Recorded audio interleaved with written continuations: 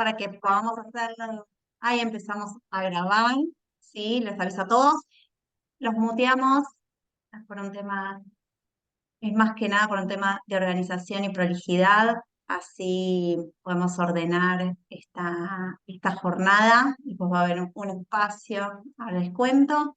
Bueno, mientras se van sumando, les doy la bienvenida. Mi nombre es Gabriela Alperín, junto con Nati, quien me acompaña acá. Formamos parte del área de AMIA social, específicamente del área de discapacidad. Estamos dentro del ciclo de jornadas de actualización en temáticas de discapacidad. Estamos hoy en la tercera jornada, que tenemos el enorme placer y el privilegio de contar con Jorge Prado, que varios de los de acá ya lo conocen, ya lo escucharon. Así que estamos... ¿Me escuchan? Ah. Eh, Así que ahora vamos a contar un poquito de qué se trata. Como les dije, están todos muteados, vamos a dar más o menos 3:15, vamos a abrir un espacio de preguntas, consultas. De todas maneras, pueden ir poniendo todas las preguntas que tienen en el chat, que las vamos a ir tomando desde ahí. Les volvemos a mandar a través del chat todo lo que es nuestro canal de difusión, ¿sí? Que es el canal de WhatsApp de AMIA Discapacidad, donde mandamos, aparte de todas las jornadas de actualización, mandamos todos los eventos que se hacen a nivel comunitario y global, datos, experiencias, material de interés. Así que súmense, es un canal, es el único canal formal de difusión que hay desde Discapacidad AMIA. Y bueno, tenemos para comenzar en esta jornada. Bueno, como saben, tenemos a Jorge Prado, que hoy vamos a estar hablando sobre discapacidad, ¿sí? Todo lo que son vulneración de derechos y alternativas de reclamo al recurso de amparo como solución inmediata. Es una realidad, es una ficción, vamos a hablar sobre eso. Vamos a hablar sobre la situación actual de las personas con discapacidad, de las acciones judiciales ante la vulneración de derechos y cuándo conviene y es oportuno recurrir a la vía judicial. Un poquito de Jorge Prado, es abogado de la Facultad de Derecho de la Universidad de Buenos Aires, es miembro de la Red de Asistencia Legal y Social, RALS, donde coordina el área legal, integra el Comité de Bioética del Hospital de Rehabilitación Manuel Roca del Gobierno de la Ciudad de Buenos Aires y realizó la diplomatura en Bioética Clínica con orientación en reproducción asistida. Así que, bueno, un enorme placer, Jorge. Me muteo y te dejo toda la audiencia, que hay un montón de gente acá para escucharte. Bueno, buenas tardes. Gracias, Gabriela. Gracias por el espacio. Buenas tardes a todos los que están. En este espacio, en este tiempo que sigue, vamos a hablar básicamente de como decía Gabriela, la vulneración de derechos, los remedios que tendríamos ante esa vulneración y algunas otras mecanismos que están ligados a ello y que muchas veces interactúan en el momento que nosotros tenemos que ejercer derechos. Me parecía conveniente comenzar por un poco la descripción de la situación de los derechos de las personas con discapacidad en este momento en Argentina. Eh, Siempre en épocas de crisis económicas, los derechos eh, se vuelven más difícil ejercerlos, se encuentran más barreras para el ejercicio y se pierden con más facilidad en la vida cotidiana, en el ejercicio cotidiano, ¿no? Pero en esta situación actual, aparte de eso, lo que nosotros estamos observando es que hay un cambio, como un retorno a un paradigma que ya parecía terminado y ya parecía archivado, que es irse de a poco del modelo social de discapacidad, que es el paradigma que más o menos está rigiendo desde hace un tiempo y que está aceptado y que se está trabajando para evolucionar en ese sentido hacia una noción de sujeto de derecho de la persona con discapacidad. Hay ciertos visos de retraso en volver a un modelo más rehabilitador, más médico hegemónico, por ejemplo, con la resolución del año pasado de cambiar de órbita todo lo que hace al funcionamiento de la Agencia Nacional de Discapacidad, que es el ente que coordina las políticas públicas en discapacidad y que tendría que observar el correcto ejercicio de las leyes, pasarlo de la órbita de jefatura de gobierno, que hacía que fuera un abordaje transversal, coincidente con lo que propone la Convención, a la órbita exclusiva del Ministerio de Salud. Eso fue una resolución que realmente marca un retroceso en el concepto, ¿no? Porque ubicar a la agencia dentro de la órbita de salud es todo un mensaje de a dónde, de cómo van a salir las políticas en ese sentido.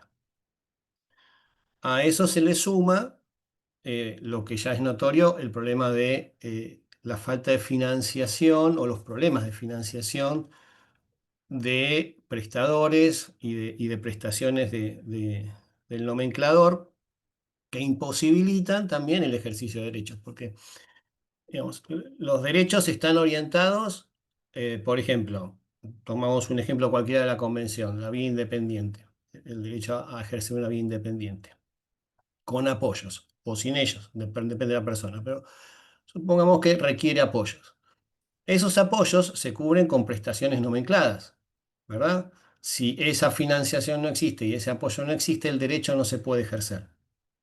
Entonces, esa es un poco la secuencia que se está viviendo ahora. Eh, eh, Incumplimientos que parecen individuales y que parecen puntuales y que afectan a determinado número de personas son falencias que terminan repercutiendo en todo el sistema y en la vida de las personas con discapacidad en general, fundamentalmente porque sus derechos son lesionados. Entonces, veamos, siempre que hablemos nosotros de derechos, derechos en discapacidad, derechos de las personas con discapacidad que están amparados en la Convención, tenemos que pensar de hablar de una perspectiva de derechos humanos. O sea, cuando se habla de discapacidad, aparte de, vieron que muchas veces habrán escuchado que cuando se hacen políticas en discapacidad se tienen que hacer políticas con perspectiva de discapacidad, ¿no? Eso significa que la mirada tiene que tener un eje fundamental en la persona con discapacidad para poder hacer la política. Bueno, en cuanto a derechos humanos, perdón, en cuanto cuando hablamos de discapacidad con perspectiva de derechos humanos, es lo mismo. Es decir, cuando se ejercen derechos o se enumeran derechos o se realizan políticas en discapacidad, los derechos que entran en juego están dentro del catálogo de lo que se llaman derechos humanos, que son derechos esenciales de las personas, por lo cual también las personas son recipiendarias de esos derechos por la propia condición de ser humano, la dignidad implícita en la condición de ser humano. Entonces, son derechos de un alto nivel de protección, que se refleja en que los derechos de las personas con discapacidad están amparados por normas constitucionales y por instrumentos de derecho internacional con jerarquía constitucional, por ejemplo, la Convención. ¿Por qué? Porque las personas con discapacidad, el colectivo de personas con discapacidad, eh, entra en lo que la Constitución, en el artículo 75, inciso 23, establece como grupos vulnerables.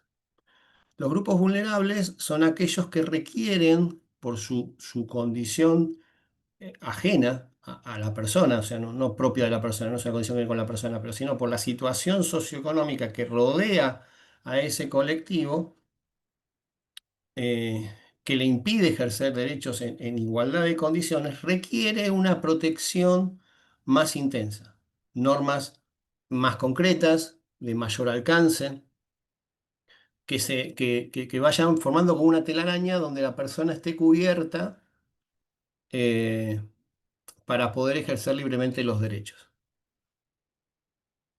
Entonces vemos que son derechos ampliamente protegidos, garantizados por instrumentos que están en la cúspide de la pirámide jurídica, como la Constitución, como instrumentos internacionales asimilados a la Constitución, en este caso la Convención de Derechos de las Personas con Discapacidad.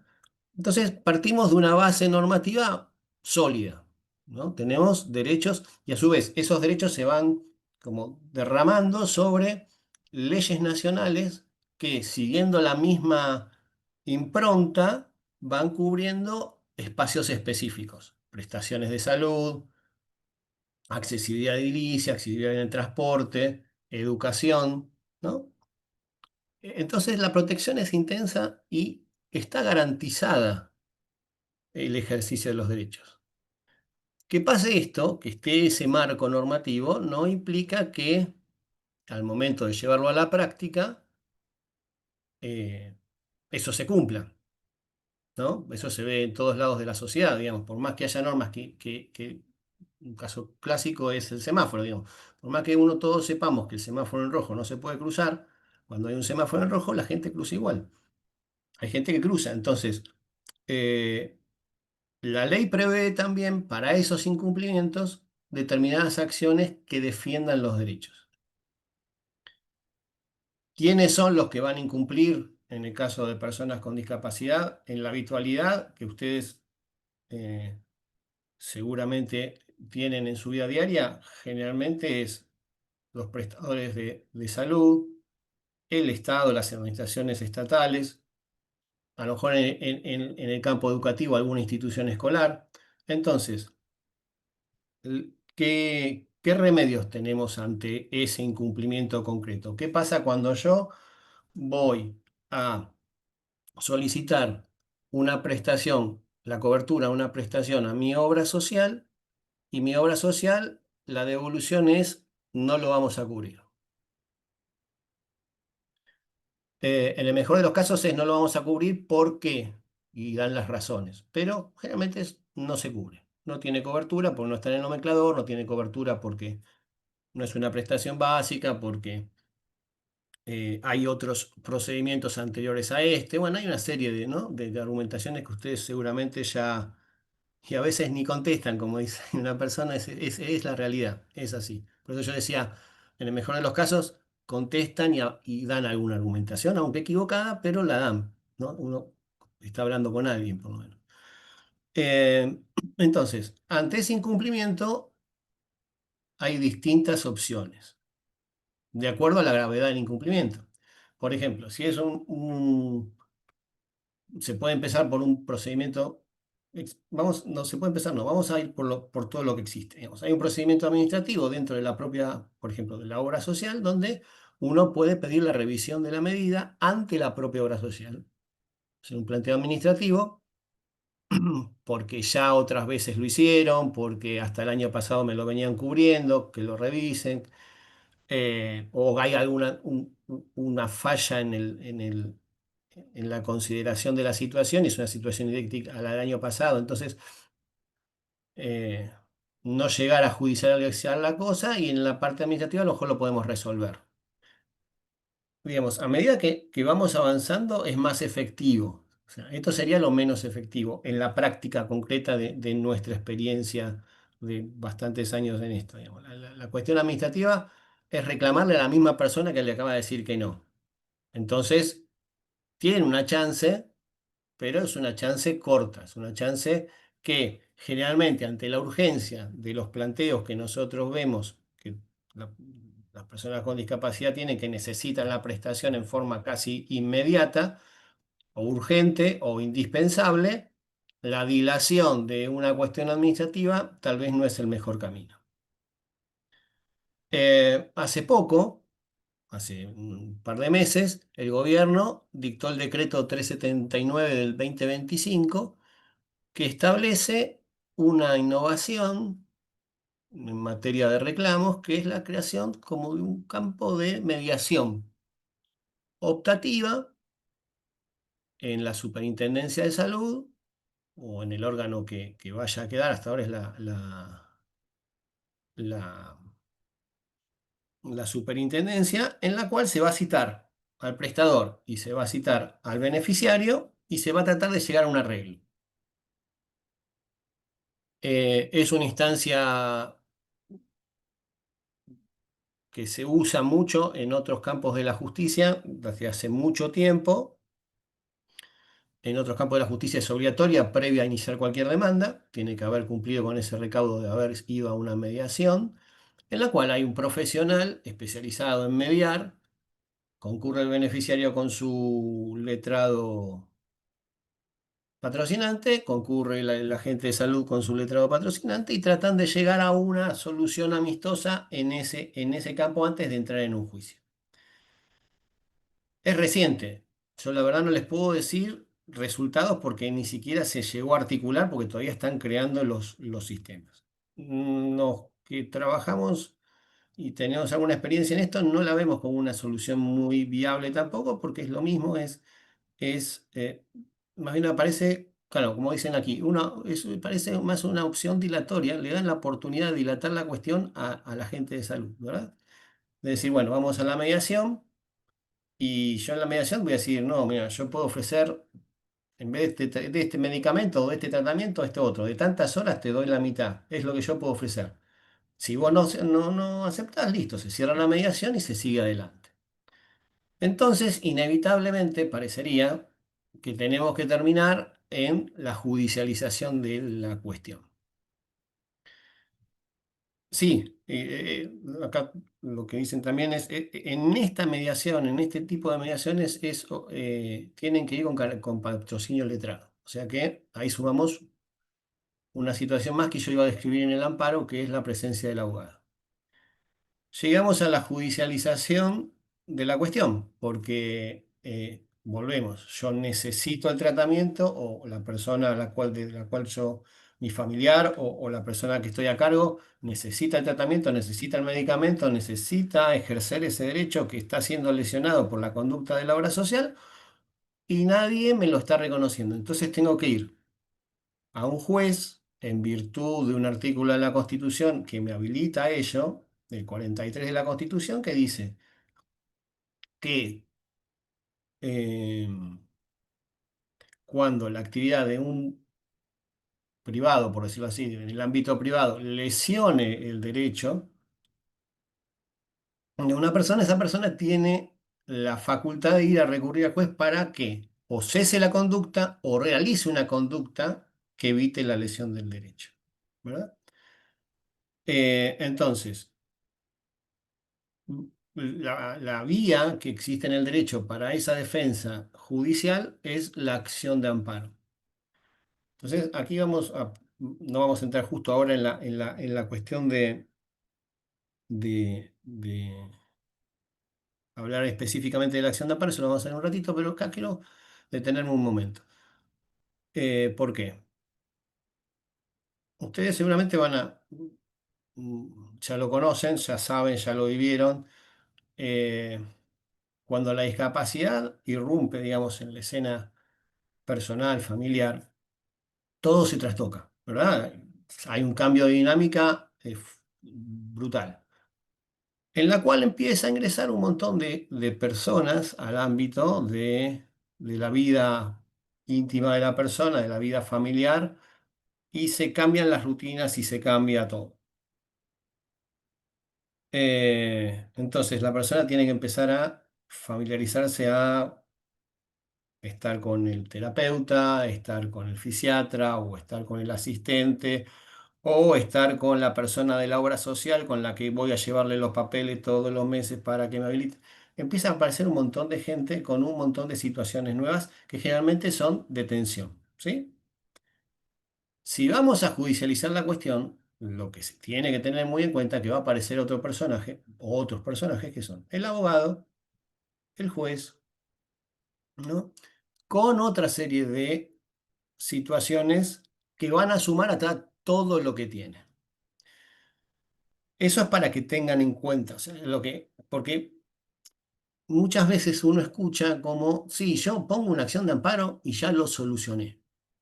Entonces, como que todo se suscribe a como que yo receto una acción de amparo, el juez me da el ok y se solucionaron todos los problemas. Y no es tan así. Se solucionan los problemas con la acción de amparo, eso es verdad, es cierto, pero no es instantáneo, no es como...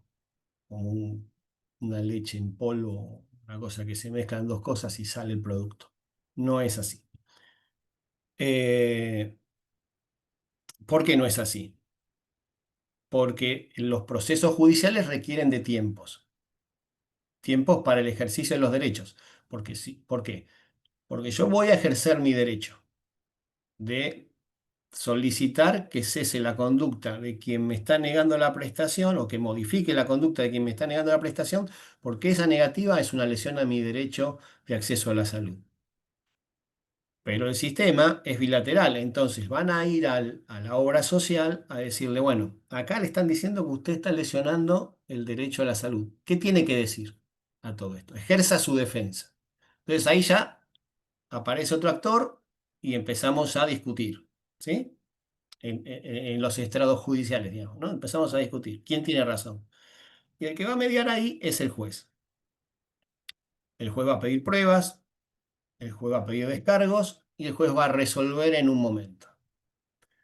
Cuando se cree, cuando se dicta la ley de acción de amparo, que regula la acción de amparo, era pensada eh, desde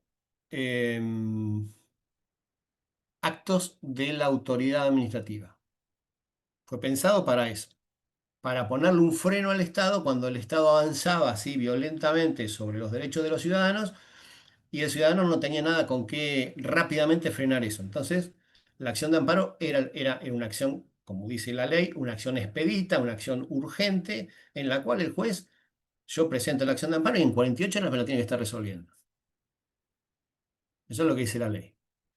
Después, la- la- la- los procesos se fueron modificando y se dieron cuenta que también se necesitaba una institución parecida para cuando el privado violentaba derechos básicos y no había un remedio efectivo. Entonces establecieron, con la modificación de la Constitución del 94, en el artículo 43, la posibilidad de que un ciudadano interponga, no se llama acción de amparo, se llama juicio sumarísimo, pero tiene las mismas características. Una acción para frenar ese avance sobre mis derechos. Bárbaro.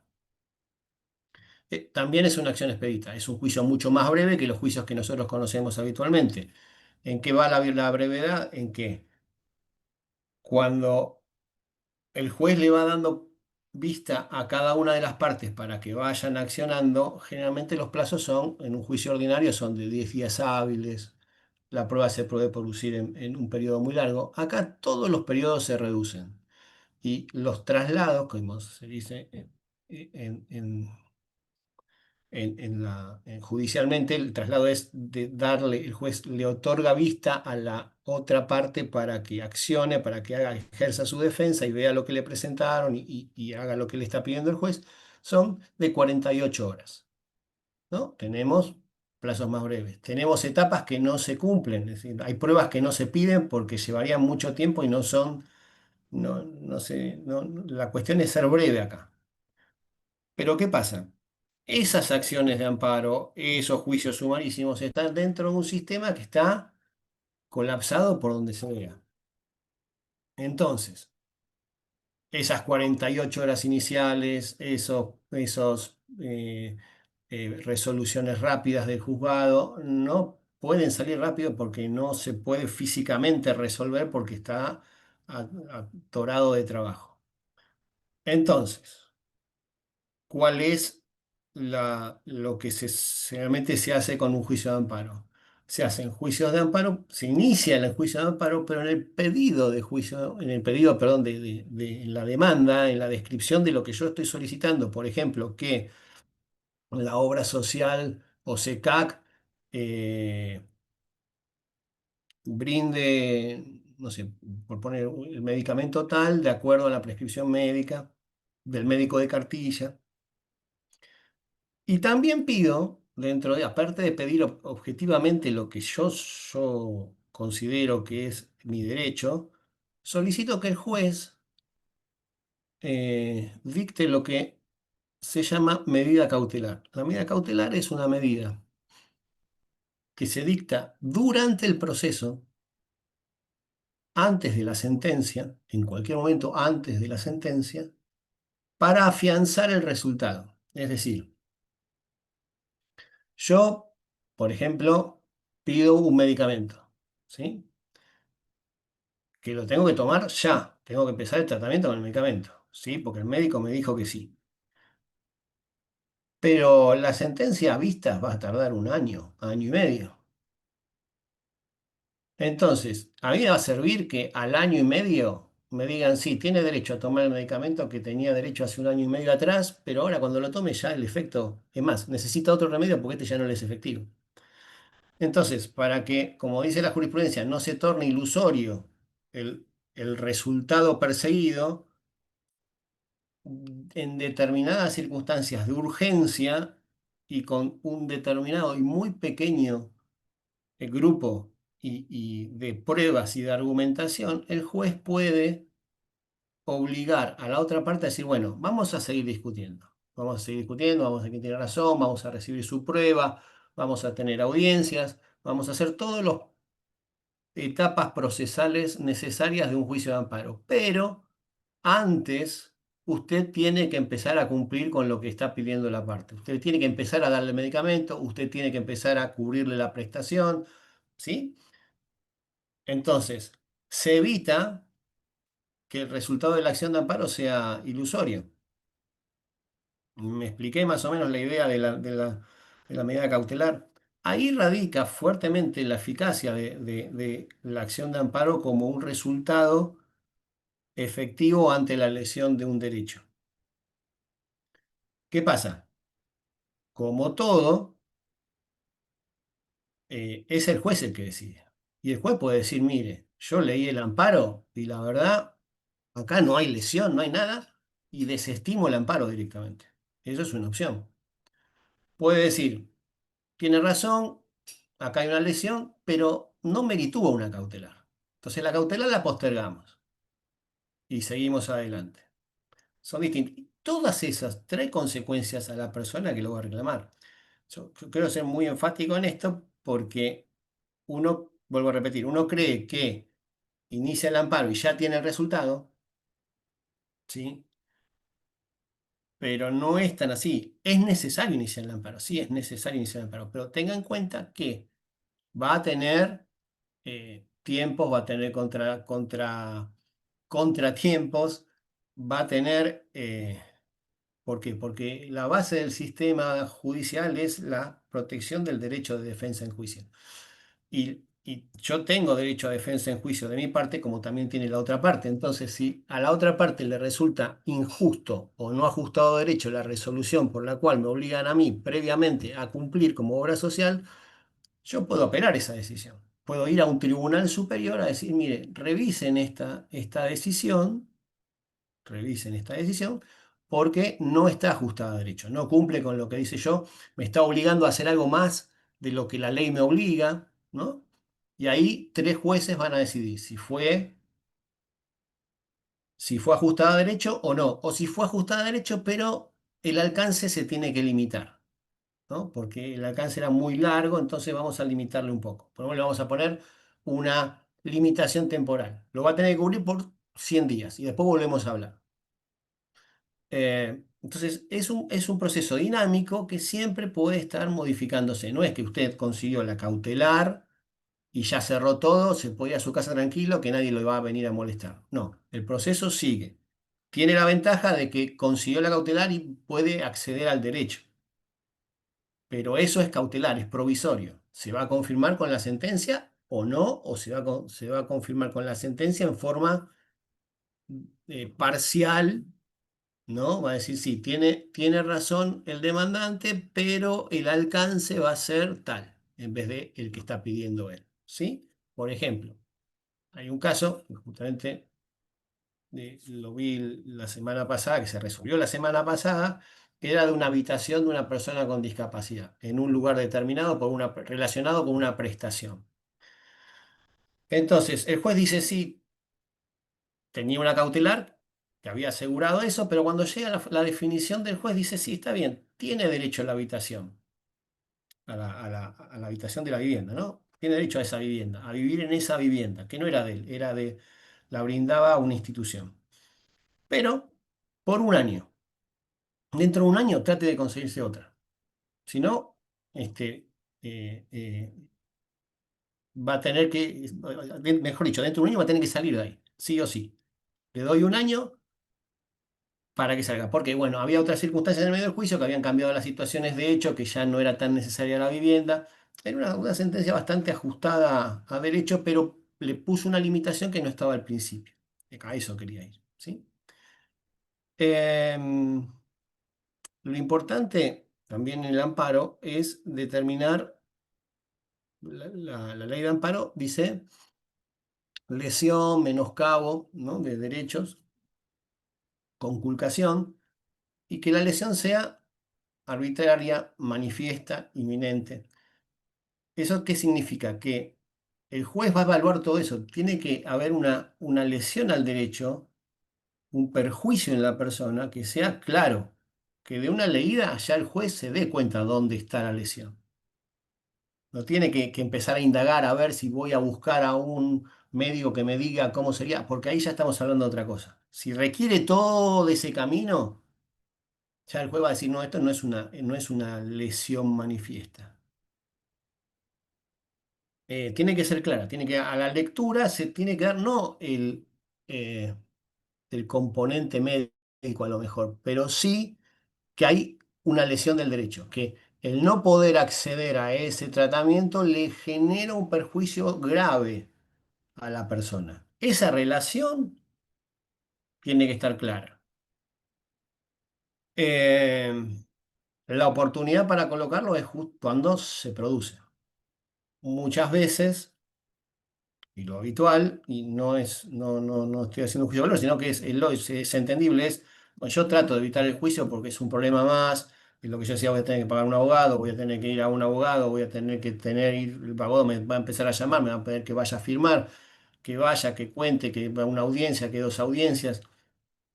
Eh, entonces, em, la oportunidad la fija la necesidad de la persona. Lo ideal es no retrasar el inicio, ¿sí? ¿Por qué? Porque cuanto más se retrasa el inicio, más se lesiona el derecho. Y a veces uno dice, no, yo no voy a iniciar el amparo, puedo soportar económicamente lo que me están pidiendo, el tratamiento al que estoy yendo, el colegio al que va mi hijo, o la maestra integradora, o la prestación para no cerrar todo en una cuestión de salud, ¿no? Pero llega un momento que se va a acabar ese dinero a lo mejor, o va a ser cada vez más difícil. Entonces, eh, como que se afina la situación y la urgencia es más alta ahí y ya es todo mucho más necesario e inminente. No sé si soy claro en la relación. Si yo lo empiezo antes, tengo a lo mejor un tiempo como para buscar las cosas tranquilo, presentarme tranquilo, tener un tiempo como para flotar, digamos, en la situación y llegar a un resultado. En cambio, si yo llego cuando estoy en la punta y ya no tengo más lugar para dónde ir y tengo que ir al amparo, la situación va a ser mucho más compleja. Eh, no uno de los elementos que atenta contra el amparo es que se pague. Es decir, que se pague la prestación. Por ejemplo, me dicen, usted necesita un medicamento. Entonces, no me lo cubre la social, no acciono y pago. Entonces, si yo pago el medicamento, si yo puedo pagarlo, páguelo si quiere. Eso ahí es otra discusión. Pero si yo pago o si yo consigo el medicamento con un préstamo, con una vaquita que hicieron mis familiares, ya lo que el juez entiende como necesidad urgente ya no es tan urgente, porque ya lo tiene. Entonces la urgencia la urgencia atenúa. ¿Y por qué es importante la urgencia? Porque la urgencia es uno de los elementos que el juez va a considerar para poder dictar una cautelar. La cautelar tiene dos elementos que el juez aprecia en la observación. Uno es lo que se llama eh, la verosimilitud del derecho, que algunos autores dicen que es como el humo del buen derecho. Es una, es como una pátina donde se establece muy superficialmente cuáles son los derechos y por qué la persona que va a reclamar tiene derecho, ¿no? Tiene derecho. Sin profundizar mucho. Eso va a llegar para la prueba, pero también de una vamos a hacer como que el juez lee así una primera instancia, se da cuenta en qué normas se basa la persona y cómo esas normas sí responden al derecho de la persona. Y está en derecho. Ese es un elemento. Y el otro elemento es la urgencia. En cuestiones de discapacidad, la urgencia es un elemento que siempre aparece con mucha fuerza. Y la jurisprudencia ha dicho que no es que se necesite igual proporción de verosimilitud de derecho que de urgencia, sino que es como un elemento de contrapesos. A mayor urgencia, a lo mejor se requiere menos derecho, y cuando más fuerte es el derecho lesionado y más manifiesto y más arbitraria es la decisión, bueno, la urgencia se puede contemplar con menos rigurosidad, ¿no? Entonces, pero tienen que estar constituidos y tienen que estar claramente constituidos, ¿sí? Entonces, eh, volvemos sobre el punto anterior y vamos viendo que en la progresión lo más efectivo sería la acción de amparo, con, asumiendo que va a ser un elemento más a todos los elementos que uno ya viene o gestionando con el tema de discapacidad. ¿Quiénes lo pueden, o sea, cómo se presentan? Generalmente se presentan la persona por sí, si es mayor de edad, se presenta la persona por sí y hace el reclamo. Si se trata de menores de edad, los padres, en ejercicio de la patria potestad, se presentan. Si no serían ninguno de estos dos casos, por ejemplo, que es mayor pero no es capaz, ¿quién se tiene que presentar? Aquí aparece la figura de la institución de la determinación de la capacidad, que seguramente ustedes, es más, a lo mejor ya han hecho los procesos de determinación de la capacidad, muchos de ustedes, pero es un proceso judicial eh, que se aplica a esta circunstancia, cuando la persona cumple la mayoría de edad, pero requiere apoyos para cumplir determinados aspectos de su vida de relación. Eh, la convención en el artículo 12 establece con claridad, y eso fue un cambio radical que hizo la convención, es la presunción de la capacidad de todas las personas mayores de edad. En derecho, cuando una cosa se presume, es que es la regla general. Entonces, todas las personas con discapacidad que cumplen 18 años automáticamente pasan a ser capaces. ¿Qué pasa? ¿Qué significa ser capaz? Ser capaz es que puede por sí contraer, perdón, ejercer derechos y contraer obligaciones. Eso es una persona capaz para el derecho. Pero lo que abre el artículo 12 también es decir, en determinados casos que se requieran apoyos y se establezca que se requieren apoyos, la persona no deja de ser capaz. Solo que para ejercer algunos derechos o para llevar adelante algunos aspectos de su vida de relación va a requerir apoyos. ¿Y los apoyos quién lo va a fijar? El juez. ¿Y cómo lo fija el juez? A través de un proceso judicial que viene a desplazar a lo que antiguamente era la curatela, ¿no? O el proceso de insanía en el Código Viejo. Eh, Fundamentalmente la diferencia eh, básica, fundamental y- y que cambió todo el paradigma es, antes la persona si era llevado a un proceso de insanía, se evaluaba, se hacían las juntas interdisciplinarias, se hacía la junta médica, y el juez, si determinaba que la persona era un riesgo para sí y, o para terceros, le establecía un tutor que llevaba el nombre de curador. Y esa persona pasaba a sustituir, el curador pasaba a sustituir a la persona.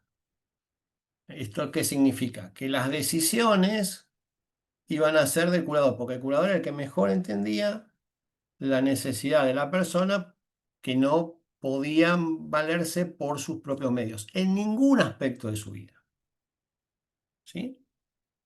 Lo que se logró con la convención es decir, no, partimos de que todas las personas son capaces. Entonces, si vamos a limitar esa capacidad, primero va a tener que ser un juez. Y después va a ser una limitación puntual, casi quirúrgica. Es decir, bueno, vamos a reunirnos con la persona, una junta médica interdisciplinaria, y vamos a ver en qué aspectos de la vida de relación requiere apoyos. En el manejo del dinero, perfecto. Entonces, para el manejo del dinero vamos a nombrar a una persona que puede ser provista por la familia o por la misma persona, decir, bueno, me gustaría que el apoyo fuera Generalmente en las juntas interdisciplinarias, en teoría se establecía que de ahí podía salir el apoyo, es decir, ellos podían vislumbrar quién era la persona con la que, quién podía ser el apoyo con el que la persona que requería ese apoyo, valga el juego de palabras, podía funcionar, era eficaz en eso. Se sentía contenido, se sentía confiado, él tenía confianza y que fundamentalmente ese apoyo podía interpretar y podía ser la voz de la decisión de la persona. Entonces, a lo mejor necesita el apoyo en el manejo del dinero o en el manejo de grandes sumas de dinero, no de sumas chicas. Entonces, va a ser un apoyo para eso. Para el resto de la vida de relación, no requiere apoyo. Es él por sí yendo a su vida de relación social. Entonces, el cambio es fundamental. Entonces, yéndolo específicamente a los juicios. Se tendría que ver en qué requiere apoyo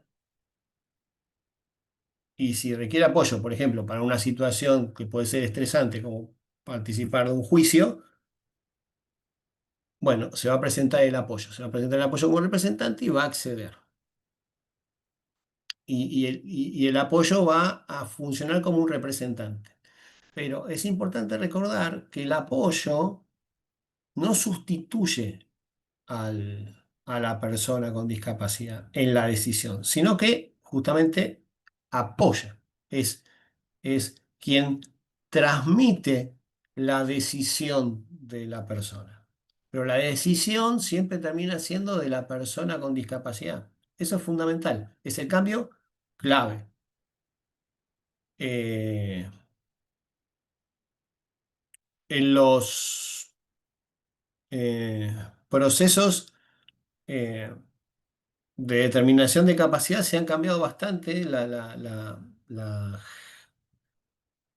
digamos, cómo se van llevando.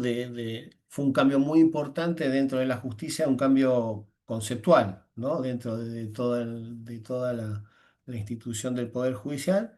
Y hoy en día funciona bien con un aditivo que es importante también, muy importante, es que antes los juicios de insanía eran perpetuos. Había un mecanismo, imagínense que este proceso lo diseñó Vélez Arfield en 1869. Había un procedimiento donde se podía presentar a alguien y decir, no, miren, me parece que ya no necesita un curador. Entonces se volvía el proceso para atrás, pero era muy difícil probar eso, ¿sí? Ahora lo que por ley está establecido es que esos apoyos se revisan cada 3 años. ¿Por qué? Porque a lo mejor ese apoyo no lo requiere más, o lo requiere más intenso, o lo requiere, pero lo requiere más limitado. Entonces se revisa y se ajusta. ¿Por qué? Porque eso responde a em, al principio de que la persona es capaz, se presume capaz. Eso fue una digresión, digamos, de lo que veníamos hablando del juicio de amparo. Pero volviendo al juicio de amparo, eh, es eh, el remedio judicial idóneo para la lesión de los derechos de las personas con discapacidad, la lesión de derechos de cualquier persona, digamos, ¿no? Pero estamos hablando de personas con discapacidad en situaciones muy específicas. La realidad, o sea, esto fue el marco teórico. La realidad es eh, el amparo entra en un sistema judicial de mucha lentitud, de mucha em, dilación de tiempos, y tal vez a veces justificada, a veces injustificada, pero hay una excesiva dilación de tiempos. Y, y ese problema entre comillas, ¿no? Pero el problema que iba a ser un juicio para que yo obtenga un medicamento determinado, puede extenderse en años, ¿no? Y la sentencia definitiva llegar 3 años después o 2 años después de que empezó. Que a veces pasa que, fíjense ahí un poco cuando ya el sistema empieza como a desdibujarse y empieza a perder eh, eh, el objetivo, ¿no? Para el que fue trazado. Imagínense que yo pido una maestra integradora para un jardín de infantes, ¿verdad? Y me lleva 2 años. Cuando termina y me dicen, sí, usted tiene razón, necesitaba la maestra integradora para la sala de dos, y chicos, ya está en sala de 5 y va a necesitar otra cosa cuando ingrese en primaria. Entonces, eh, vuelvo a repetir esto porque no quiero que quede. La acción de amparo es la herramienta idónea. Pero se tiene que tener en cuenta que se ingresa en un ambiente, o sea, en un escenario dinámico que le va a dar con muy alta efectividad el acceso al derecho que usted está reclamando, pero que es un escenario dinámico con todo lo que eso conlleva, ¿no? Eh, Creo que yo más o menos cerré la idea de, no sé si queda algo para determinación o algo, pero me parece que llegué más o menos al horario que me habías pedido. Uy, hay un montón de preguntas. Podemos usar este tiempo que seguramente se van a ampliar. ¿Te parece? Hay Eh, una que yo acabo, no sé, no quiero, sí, vi una que me parecía ¿querés? interesante, recién Sí, apareció que decía, ¿qué pasa si revocan la ujú, sentencia? Bueno, sí. cuando el juez ¿Qué pasa si obliga, revocan la...? Sí. claro, la cautelar, ¿no? Que ese es el tema. La cautelar tiene una efectividad que no se reclama lo que se dio, porque salvo que se demuestre que se falseó la situación de hecho. Si a mí me demuestran que yo no, que el certificado no era que tenía que ser urgente la aplicación del medicamento, sino que podía ser dentro de 6 meses, y yo vengo y la presento como es ahora o nunca, ahí yo tengo una responsabilidad. Tengo yo responsabilidad como letrado y tiene responsabilidad el cliente que dijo acá, ¿por qué? Porque se presupone, y es un requisito para cualquier juicio, que lo que yo estoy presentando es veraz. Si no es veraz lo que yo estoy presentando, quedó obviamente expuesto a una sanción, pero porque yo falseé la situación de hecho. Ahora, si yo presenté los dos pilares de la medida cautelar, el juez entendió que sí, empieza a pagar la obra social y la Cámara 8 meses después dice, no, revoco porque no, bueno, listo, lo que va a pasar es cortan la prestación ahí, pero lo anterior no se recupera. no va a la obra social no, no, no, no. Y cuando han intentado ir, porque han intentado ir para recuperar, los han rechazado, porque no tiene asidero jurídico esa posición. Repito, salvo que se haya falseado la situación fáctica para lograr la cautelar. Las instancias para, para litigar son la primera instancia, donde está el juez de la causa inicial, y después, cuando se apela a un tribunal superior, es un tribunal formado por tres jueces, que se llama Cámara. En el proceso sacamos la cautelar, porque la cautelar, imagínense que es como vieron las vías de un tren. Imagínense todo el proceso de una acción de amparo como una vía de tren, ¿no? Empieza en una estación, va parando en distintas estaciones, después depende de, no sé, la contestación de demanda, la prueba, la producción de prueba, bla, bla, bla. Llegan a la a la última estación o a una instancia intermedia que es sentencia a primera instancia. Bueno, hay que ver si se apela o no, sigue el tren, sigue su camino. Pero la cautelar lo que hace es como si usted tomara, ¿vieron cuando se abre la vía para un costado y se ponen dos vías paralelas y empiezan a ir dos vías paralelas a la vez porque hay una bifurcación? Entonces, usted va a seguir por la vía principal con el juicio de amparo, pero a su vez paralelamente va a ir ese proceso, ese mini juicio, por llamarlo de alguna manera, que sería la medida cautelar, que tiene su sentencia, su apelación, con la diferencia que en el proceso principal usted puede llegar a la sentencia, si la sentencia no satisface su expectativa, apelar a la Cámara de Apelaciones, a la segunda instancia, y si esa instancia tampoco le reconoce el derecho o cree que no se ajusta a derecho a la sentencia, tiene la instancia de la Corte Suprema con recursos extraordinarios que cada vez van afinando más, ¿no? La posibilidad de acceder porque, digamos, es como, como una pirámide invertida, ¿no? O mejor dicho, no, una pirámide. A medida que voy subiendo, cada vez es más chica. Entonces, al principio yo puedo, por ejemplo, al principio yo puedo debatir sobre la prueba, puedo debatir sobre esto, sobre aquello, pero en la Cámara ya me permiten debatir sobre menos y en la Corte yo de prueba ya no puedo hablar siquiera. A la Corte tengo que ir específicamente a decir, esta decisión no se ajusta a derecho, viola este derecho, pero todo en abstracto. No, no hay una cuestión de prueba en la Corte. Y las cautelares, los recursos extraordinarios que habilitarían la intervención de la Corte en una medida cautelar son dos, tres casos, o sea, de peligro institucional, de, o sea, decisiones a la vista arbitrarias, pero y de determinados temas. O sea que la cautelar termina con la decisión de la Cámara. Si la Cámara dijo que sí, buenísimo. Si la Cámara dijo que no, a veces nosotros esperamos un poco, se genera otra vez una situación de hecho y decimos, bueno, miren, volvemos a pedir la cautelar porque la situación cada vez es más urgente y cada vez es más grave. Volvemos a pedirla.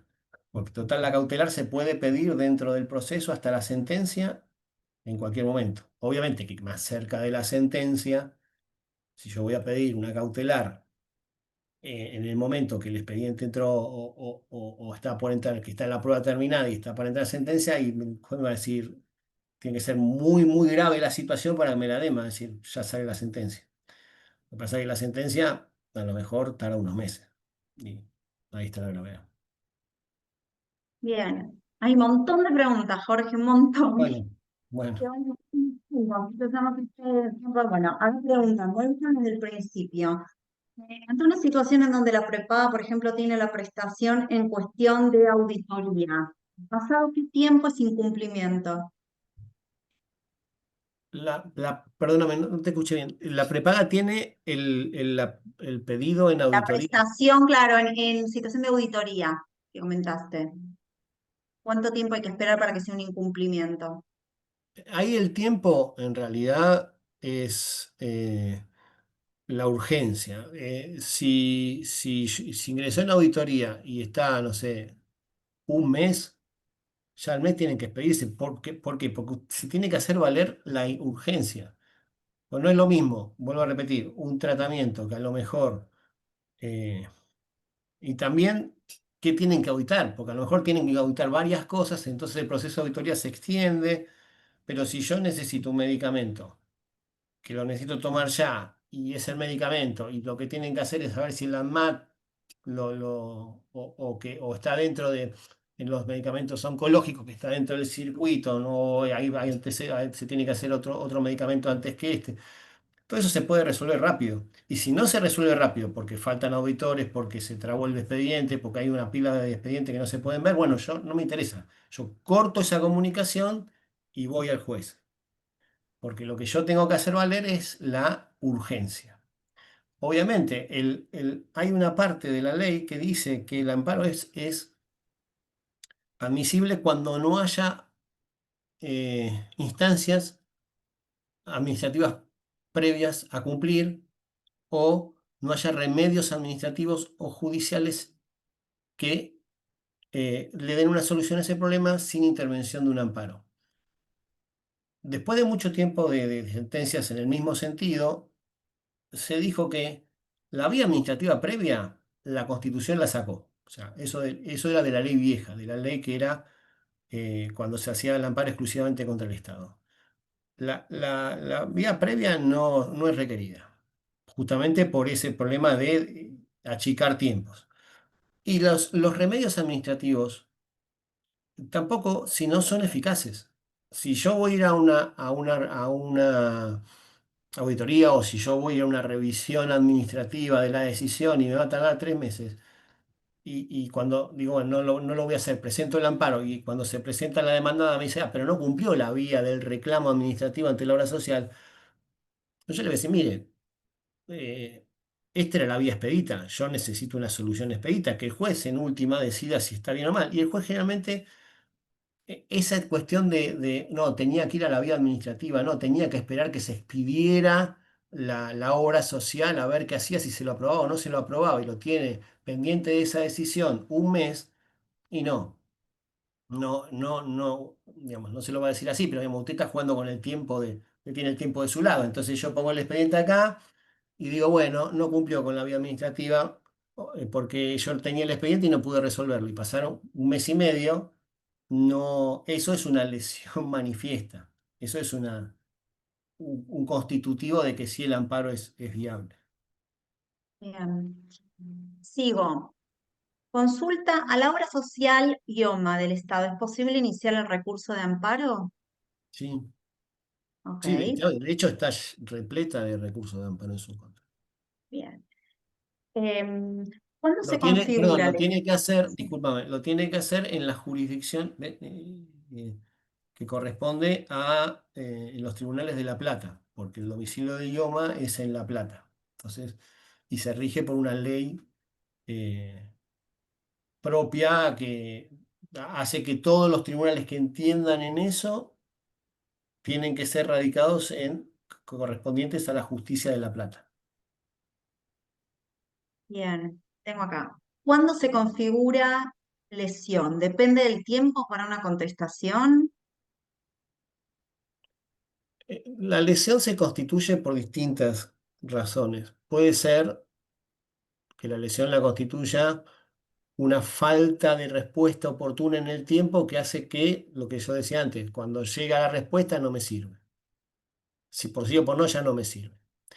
O porque es tan urgente, como una intervención quirúrgica, es tan urgente, es tan inmediata que vos decís, bueno, me voy a tomar un mes para auditar porque no sé si esta operación. No, ahí hay una lesión, porque yo estoy acreditando con los profesionales que esa cirugía es urgente. Lo que no tengo que decir que solamente que es urgente, y decir, plantarme en el jugado, decir es urgente, sino decir es urgente ¿por qué? Y porque si yo espero, el cuadro se agrava, si yo espero, el daño es irreparable, si yo espero. Entonces, ahí tengo que ir siempre, tengan en cuenta que lo que se dice, lo que se sostiene en la demanda, más allá de estar probado, tiene que estar fundado.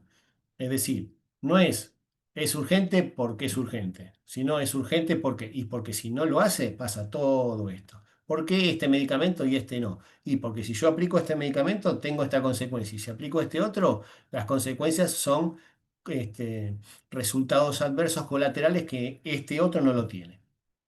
¿Sí? Yo voy a ir tratando de meter, hay muchas, muchas preguntas por temas. A ver, cualquier cosa, decimos si ya las respondimos. Tengo una situación donde un niño aún no puede ir a la escuela porque la obra social no aprueba el servicio de apoyo a la integración escolar. ¿La familia debe recurrir al amparo? Sí. Sí, y ahí es en las oportunidades, porque generalmente cuando se trata de prestaciones de escolaridad, si lo que hablábamos de la demora antes, si uno demora el ingresar, por ejemplo, en marzo empieza o en febrero empieza a ver, bueno, confío en la obra social, confío que se va a solucionar, hablo con el colegio, qué sé yo, a lo mejor llego a junio sin soluciones y yo presento un amparo en junio, posiblemente el juez me diga, está bien, vamos a dárselo. Si logramos configurar un buen amparo, vamos a dárselo hasta noviembre o hasta diciembre, cuando termine el periodo lectivo. Y después veamos, porque es otro año, se configura de otra manera, las circunstancias de hecho cambian, entonces hay que hacer todo otra vez. Entonces, eh, vieron que siempre a principio de año piden un montón de cosas y generalmente enero y febrero son meses críticos para este tipo de prestaciones. Si vemos que en febrero la cosa no se encamina bien, ya tenemos que empezar a pensar en un amparo, porque puede ser que en marzo pase, pero ya en abril vamos a tener un resultado concreto. Y ya no estamos hablando de septiembre del año, sino en abril, y tenemos el periodo lectivo por delante.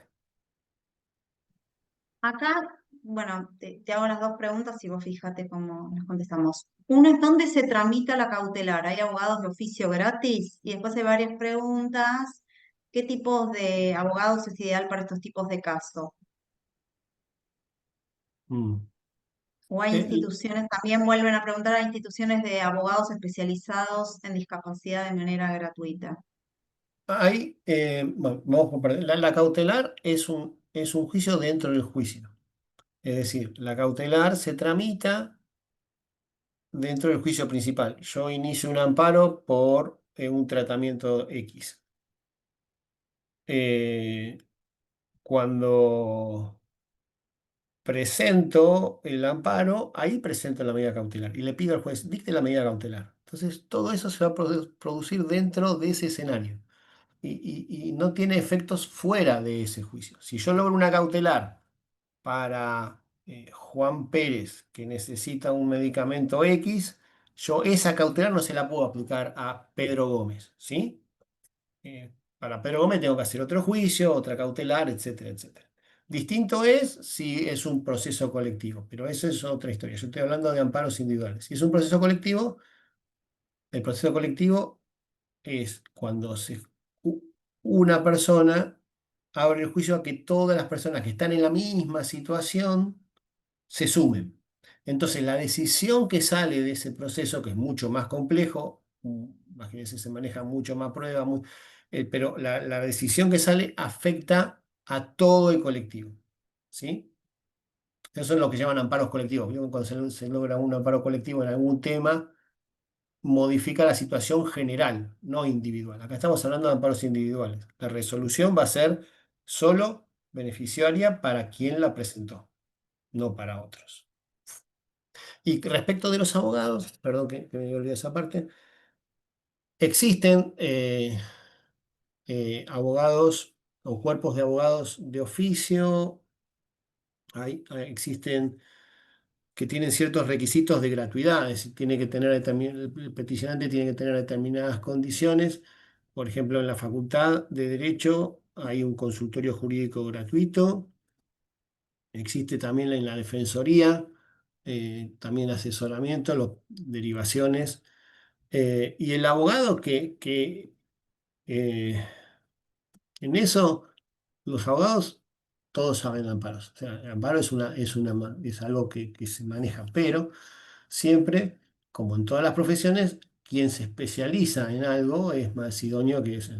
Yo- Todos estudiamos penal, pero si yo me pongo a defender a alguien, seguramente la va a pasar mal y no anda bien. Es un chiste, pero digamos, la cuestión es ir a quien habitualmente hace eso, quien de su oficio hizo ese tipo o hace amparos de salud, o hace trabajo de discapacidad, o se especializa en amparos de todo tipo, pero porque tiene sus tiempos, tiene sus particularidades el proceso, ¿sí? Jorge, ¿sabes qué? Estos datos que acabas de pasar de la Defensoría, del Cuerpo de Abogados de Oficio y de la Facultad de Derecho, si querés, después me lo pasas a mí, nosotros te los Sí, pasamos a todos por el canal de WhatsApp, sí, sí, ¿sí? como Para que se sumen. Sigo. Bueno, esta creo que ya la respondimos. ¿Qué reclamo se hace para cuando la obra social demora meses en los pagos de las terapias autorizadas? perdóname, pues estaba anotando para no olvidarme lo del... Eso. ¿Qué reclamo se hace para cuando la obra social demora meses en los pagos de las terapias autorizadas?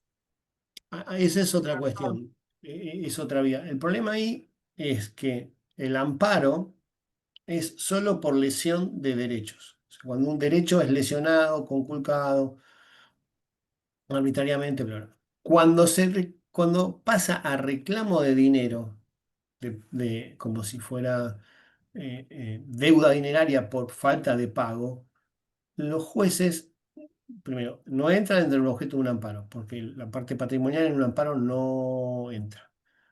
A veces se intenta, dentro de un amparo, por ejemplo, o sea, yo demando para que me cubran la prestación de kinesiología, por ejemplo. Y de paso, en esta situación, como no viene cumpliendo la obra social, que se pongan al día y paguen toda la deuda correspondiente a los meses de enero, febrero. Entonces, se trata de meter todo en el mismo bloque a ver si pasa, ¿no? Pero generalmente el juez dice, bueno, vamos a hacer una cosa. La parte de la prestación entra, la parte monetaria, patrimonial, ellos dicen concurra por la vía que corresponde. Y la vía que corresponde, lamentablemente, es el cobro de pesos. Entonces, generalmente lo que se hace es, se solicita que se facture, que se tengan las constancias.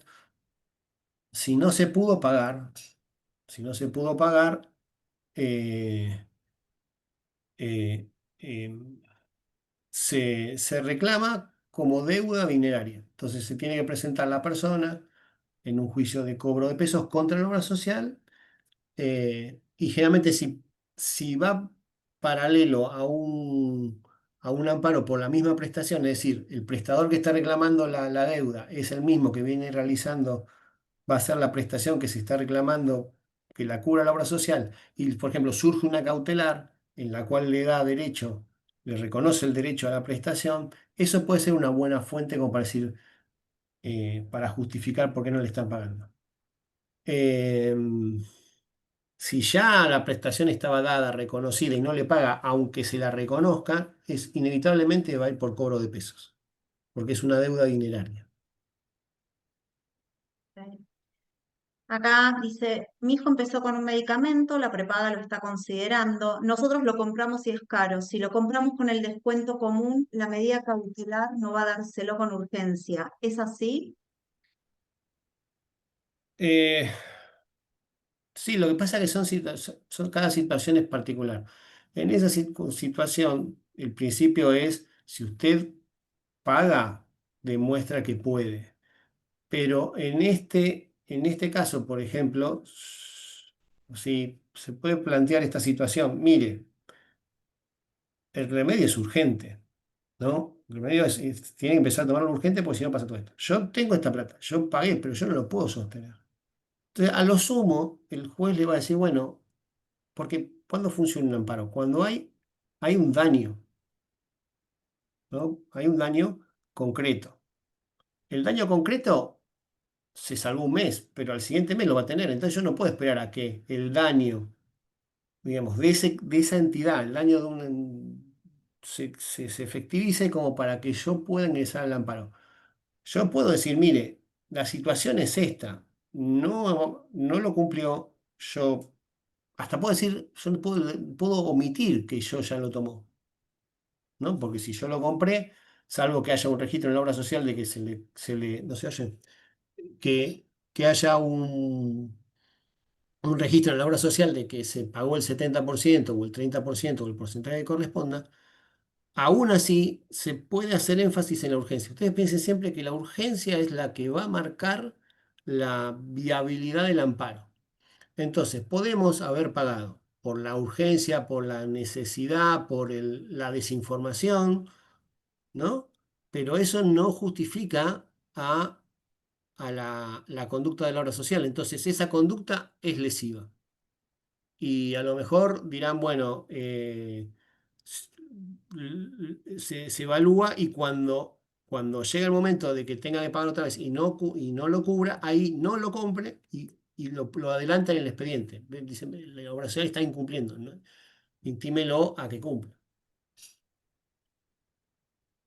Jorge dice acá, si se dicta una medida cautelar antes, ¿no? Es decir, no revisa los incumplimientos de que se presentó la demanda hasta que se dictó la cautelar, o sí. Pero ahí se entrecortó. Si se dicta la Una cautelar, medida cautelar es para adelante, ¿no? sí, sí, siempre es para adelante. Ok. Lo ¿Cuánto que, tiempo de validez? Ah, perdón. no, no, y si se logra una sentencia, y estamos en la misma de la situación anterior. Se logra la cautelar, llegamos a la sentencia que nos reconoce el derecho en la sentencia. Y nosotros tenemos facturas de que hemos pagado instituciones, hemos pagado antes de entablar el amparo. Sí podemos ir por un cobro de pesos para recuperar todo eso.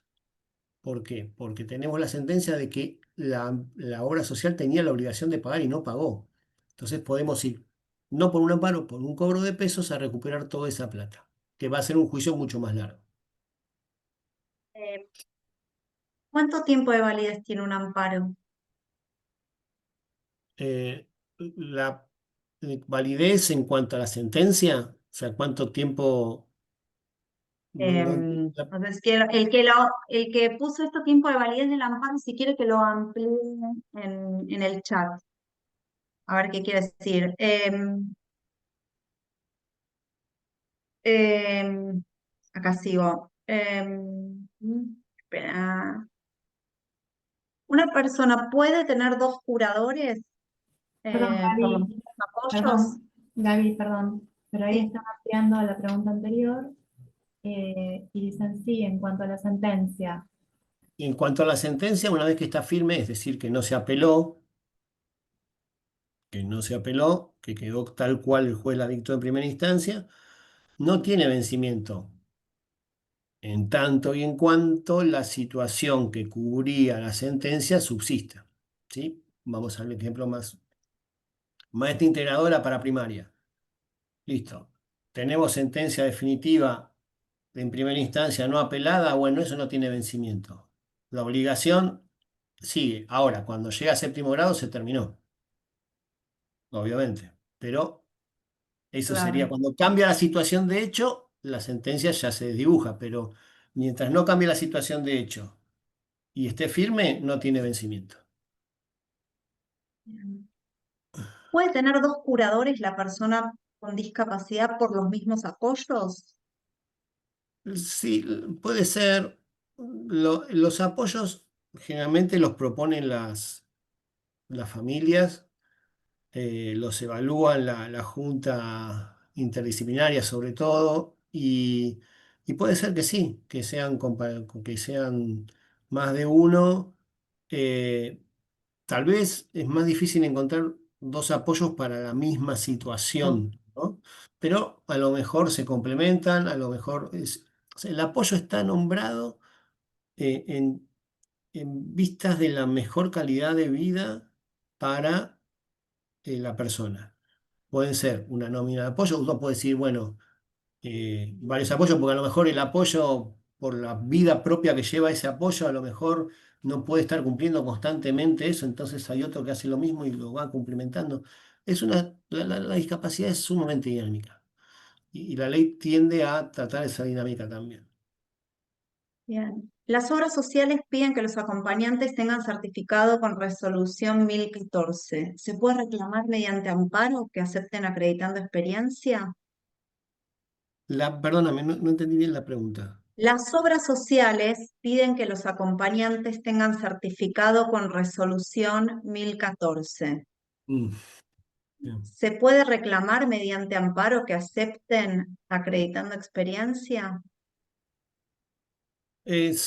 Sí, se puede. No es un resultado eh, certero, porque dentro de las obligaciones, los derechos que tienen las agentes de salud es solicitar lo que la norma pide, y si le pide eh, determinados títulos o determinadas cumplimiento de determinadas normas por parte del profesional, no sé, que esté colegiado, que tenga matrícula, que, bueno, ese es el derecho que tiene la obra social, eh, que lo puede hacer valer para dar la prestación. Ahora, si me demuestra que no tiene prestadores, por ejemplo, no tiene prestadores en su cartilla, y yo el prestador que traigo no cumple ese requisito, ahí podemos ponernos a hablar en la misma posición, porque él está faltando, él no me está ofreciendo nada, y encima que yo le traigo el prestador, me viene a cuestionar el prestador que traigo. El juez no va a entrar en esa discusión,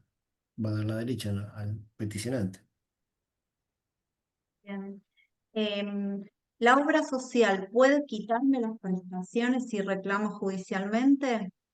No, si lo hace, es otro juicio más, pero no, bajo ningún concepto. Reclamar, porque ese es un miedo que tienen, y en medio lógico, ¿no?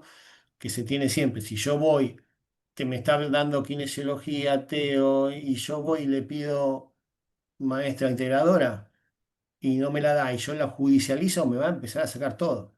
Me va a volver loco, me va a empezar a complicar. No lo tiene por qué hacer, no lo puede hacer bajo ningún concepto. Y si lo hace, se denuncia. No, ahí no se tiene que dudar un segundo. Bien. Em, bueno, creo, ¿hay alguna más? ¿Cómo encuadrar un pedido de cuidador domiciliario para una persona mayor con CUD? Eh, Encuadrar en No, norma, pues, en la ley, deberíamos supongo. estar entre la Que ley, encuadre estamos. legal, que encuadre legal. Y yo lo llevaría por la 24901 en el artículo 39 inciso D. Ahí va a tener el problema de que originalmente ese inciso iba a ser para los asistentes personales, pero nunca llegó la regulación de asistentes personales. Entonces quedó para otro tipo de cuidadores, pero generalmente por ese lado sale. Sí, Bien. Jorge, ¿puede una obra social negar la afiliación a un niño con CUD? no, no. Ok. No puede, y las prepagas tampoco. El tema es distinto. La obra social tiene la obligación de tomarlo con CUD. eh, las prepagas lo que pueden hacer es aplicar lo- no digo que esté judicialmente aceptado, pero aplicar una cuota, si no, si el CUD no surge dentro de la afiliación, ¿no? Yo estoy asociado a una empresa de medicina prepaga y por una determinada situación eh, obtengo un CUD, presento el CUD en la en la prepaga, no me pueden decir, bueno, ahora a partir de ahora la cuota tuya va a ser tal. No pueden bajo ningún concepto. Pero si yo nunca estuve afiliado a esa prepaga, tengo un CUD y me presento, pueden aplicar una cuota diferencial. Esa cuota diferencial ahora hay que ver cómo queda, pero hasta hace las últimas resoluciones que no habían cambiado las, la situación de afiliación, tenían que sí o sí pasar por Superintendencia del Seguro de Salud, tenían que guardar una proporcionalidad, que generalmente no pasaba, generalmente se ponía y si lo pagaba y si lo judicializaba, lo judicializaba. Pero a eso sí, pero obras sociales Bien. no. Ok. Dice, en varias obras sociales nos cuestionaron que se presentaron terapias, acompañamientos y prestaciones que necesita la joven y que no eran compatibles. En realidad son prestaciones que sí necesita. ¿Ahí también iría un amparo? Sí, y un amparo con un buen informe del coordinador de las prestaciones o del equipo que mantiene esas prestaciones, donde refleje el objetivo de las prestaciones y cuál es el beneficio, ¿no? Y que no se superponen, porque muchas veces dicen, yo le estoy cubriendo, no sé, terapia ocupacional y acompañante. Y en el mismo tiempo que está en el acompañante, está en la terapia ocupacional. Pero alguien lo tiene que llevar hasta la terapia ocupacional. Entonces, si se aplica eso, porque las planillas se ven superpuestos, pero en la dinámica no está superpuesto. Exacto. Bien. Bueno, entonces queda pendiente que nos mandes todo el Sí, asesoramiento gratuito. Ahora les pasamos a través del link una pequeña encuesta que nos sirve para ver qué temáticas les interesan y evalúan esta charla. Les cuento a todos que el 12 de agosto va a estar Nahuel Lizitza con el tema Cooperativas de Inclusión Sociolaboral de Personas con Discapacidad, Estrategias de Intervención y Metodologías para la Constitución de las mismas. Ya les vamos a estar mandando el link para que se inscriban. Bueno, Jorge, no, muchísimas un gusto. gracias. No se me la cantidad de preguntas, estuvo muy claro. Mira, acá te están mirando los aplausos, deditos. Les Eh, agradezco la atención. Espero haber sido claro. Muy, muy claro. Muchísimas gracias. Muchas gracias a todos los que se sumaron, gente de todos lados. Así que muchas gracias a todos. Bueno, esperamos volverte a ver pronto en las A jornadas. disposición, no hay problema. Muchas gracias. Muchas gracias a todos por sumarse. Hasta Hasta luego. luego.